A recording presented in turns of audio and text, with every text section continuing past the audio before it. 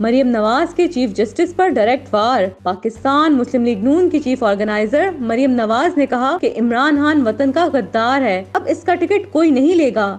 Chief justice को पैगाम देना चाहती हूँ कि मुकदमा भी आपके खिलाफ हो और बेंच में भी आप बैठे, ये अब नहीं हो सकता। साथ ही जज और सास के खिलाफ हो और मुकदमा आप सुने, सियासी इंतकाम पर कोई यकीन नहीं रखते। विहारी में मुस्लिम लीग नून की यूथ कन्वेंशन से खिताब करते हुए मरियम नवाज ने कहा कि 9 मई के वाकयात पर मेरा दिल जला हुआ है, खून के आंसू रोता है। आज का मुस्लिम लीग नून का इज्तिमा शोहदा और गाजियों के नाम करती हूँ।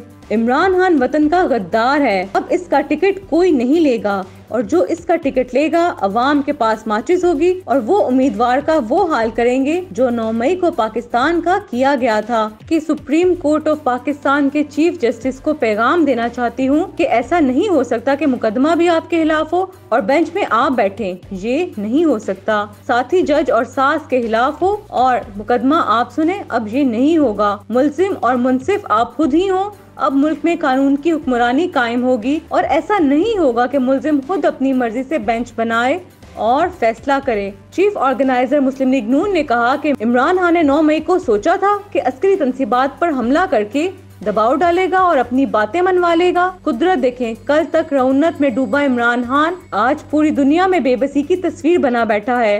फितने की बातों में आने वाले गरीब के बच्चे जेलों में, जबकि इसके अपने बच्चे लंदन में हैं। भांजा हसन नियाजी आजाद और हदीजा शाह भी अब बैरून मुल्क की बातें कर रही हैं। इन्होंने कहा कि 9 मई के वाकयात का मास्टरमाइंड इमरान खान है, जिसने अपनी गिरफ्तारी से पहले ऐसे मंसूबे बनाए और अहदाफ मुकर्रर किए जैसे गारों में बैठे दहशतगर्द प्लानिंग करते हैं। कोर कमांडर लाहौर ऑफिस के रास्ते में हुकूमती इमारात और शॉपिंग सेंटर भी आते थे, मगर वहाँ किसी ने कोई तोड़ फोड़ नहीं की और ये सीधा कोर कमांडर हाउस पर जाकर हमले किए। शरपसंदों ने उस तैयारे पर हमला क्यों नहीं किया जिसको इमरान खान ने अपनी हुकूमत में रिक्शे की तरह इस्तेमाल किया, क्योंकि सारे मंसूबे और अहदाफ कागज पर बनाए गए थे। मरियम नवाज ने कहा, हमने भी जनरल बाजवा और फैज के खिलाफ स्टैंड लिया।